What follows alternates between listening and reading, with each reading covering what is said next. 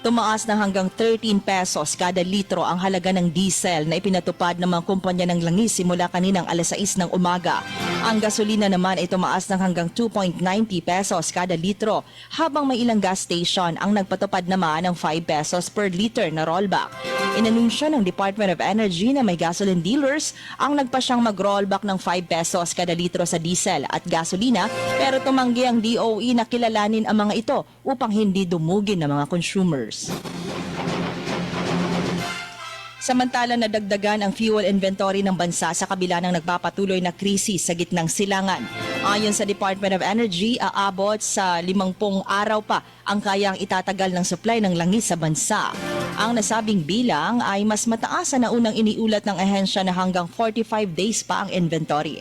Ito ay kasunod ng pahayag ni Executive Secretary Ralph Recto na may nabili ang bansa ng 1 milyong bariles o katumbas ng 165 milyon na litro ng diesel mula sa iba't ibang bansa.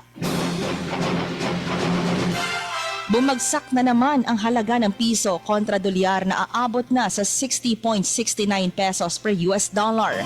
Ito na ang pinakamababang antas sa kasaysayan ng local currency. Bumaba ito mula sa nakaraang pagsasara na 60.46 pesos per dollar.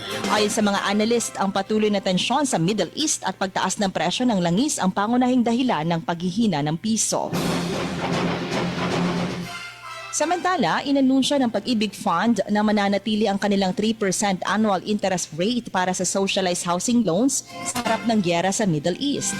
Ito ay sa ilalim ng expanded pambansang pabahay para sa Pilipino program upang gawing affordable ang pabahay sa mga miyembro nito, lalo na ngayong may nagaganap na krisis dulot ng digmaan sa gitnang silangan.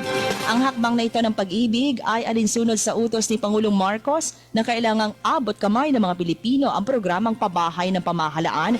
Ayon kay Department of Human Settlements and Urban Development Secretary Jose Ramon Aliling na chairman din ng Pag-ibig Fund Board of Trustees.